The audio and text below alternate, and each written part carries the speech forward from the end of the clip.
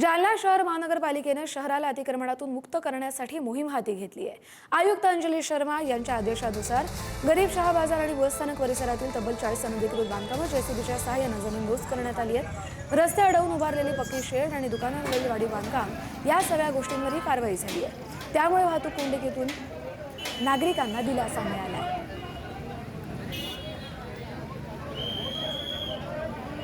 आम्ही अतिक्रमणची मोहीम काढलेली आहे पाणीवेस आणि त्याच्या जवळच्या एरियामध्ये।